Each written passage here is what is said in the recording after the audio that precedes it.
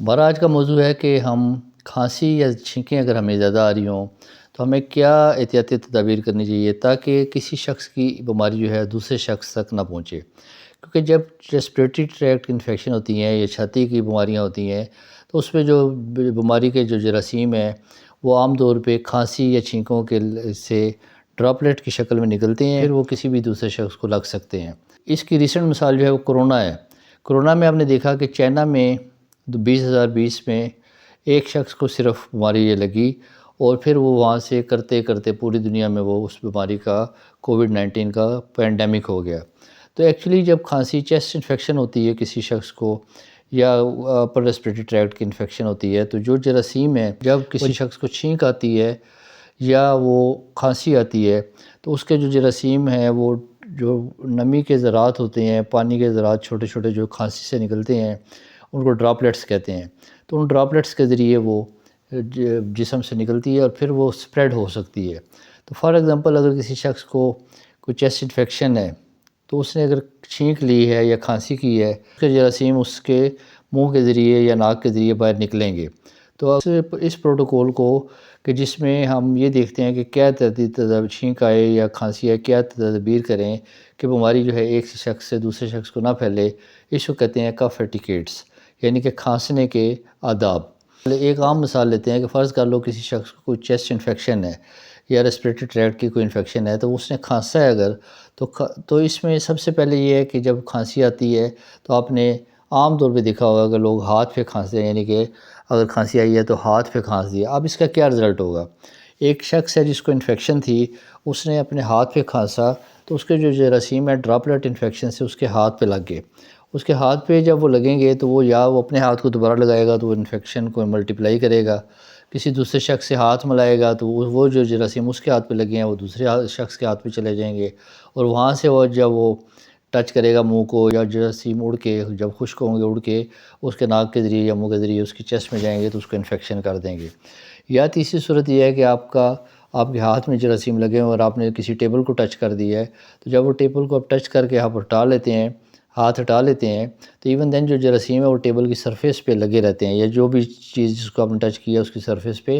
لگے رہیں گے، تو جو وہ پھر کسی دوسرے شخص کو لگیں گے، پھر تیسرے شخص کو لگیں گے، اور کرتے کرتے وہ جو بیماری ایک شخص میں تھی وہ کافی لوگوں میں پھیل سکتی ہے۔ تو اس لیے نمبر 1 جو ہے ہاتھ پہ کبھی مت چھینکیں، نمبر 1 چھینکیں، یا اگر آپ کو چھینک آتی ہے یا کھانسی آتی ہے تو دونوں صورتوں میں ہاتھ پہ اوپر آپ نے نہیں یوز کرنا، نمبر 1 یہ ہے۔ نمبر 2 ہے کہ آپ ٹیشو پیپر یوز کریں۔ جب کھانسی آتی ہے یا چھینک آتی ہے تو آپ ایک ٹیشو پیپر لیں، اس کو فولڈ کر کے اس کے اندر جو آپ کھانسی کر سکتے ہیں ایک دفعہ یہ کر کے،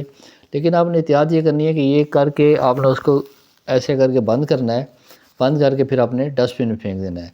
اور اگر آپ کو دوبارہ کھانسی یا چھینک آتی ہے تو نیا ٹیشو لینا ہے اور اس سے بھی سیم پروسیجر کر کے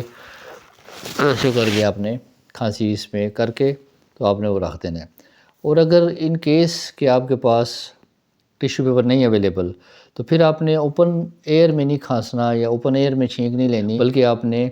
جو ہے وہ اس کے ایلبو کے اندر کھانسنا ہے ایسے، یعنی کہ یہاں پہ رکھ کے، تاکہ آپ کی کھانسی جو ہے جو جرمز ہیں وہ یہاں پہ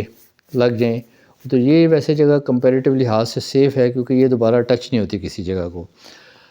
تیسرے نمبر پہ کھانسی آتی ہے، اگر آپ کے پاس اور کوئی آپشن نہیں ہے تو آپ اس جگہ سے اپنا رخ موڑ لیں، یعنی کہ اگر آپ لوگ ایسے بیٹھے ہیں تو آپ رخ موڑ لیں یا اس جگہ کو چھوڑ کے باہر جا کے کھانس لیں، اور وہاں بھی پھر ٹیشو پیپر یا پھر ایلبو کے اندر کفنگ کر لیں۔ ان کیس کہ آپ نے یہ اور اگر ان کیس کہ کھانسی ہوئی ہے اور آپ نے ٹیشو یا ہاتھ کے ساتھ اس کو روکا ہے تو پھر آپ اس کو فوری طور پہ اپنے ہاتھ جو ہیں سوپ اینڈ واٹر سے دھو لیں، اور وہ جو ہاتھ دھونے آپ نے 20 سیکنڈز دھونے ہیں۔ اس کے علاوہ کھانسی والے شخص کو چاہیے کہ ماسک کا استعمال کرے، جب کھانسی آئے تو اپنا رخ کم از کم دوسری سائڈ پہ کر لے، اور تیسری بات یہ ہے کہ ہاتھ واش کرے، اور اگر ہاتھ واش کرنے کے لیے سوپ یا پانی نہیں ہے تو سینیٹائزر رکھے اور سینیٹائزر سے اس کو واش کرے۔ اس کے علاوہ سک پیپل جو ہیں جن کو کھانسی یا چیسٹ انفیکشن ہے ان کو چاہیے کہ وہ گھروں پہ رکے رہیں، اور وینٹیلیشن اچھی سے اچھی گھروں میں رکھیں، یعنی کہ ایگزاسٹ فین یوز کریں، اور جو جن کو الرجک ہے وہ گاڑی کے شیشے بند رکھیں اور باہر کوشش کریں کہ باہر مت جائیں.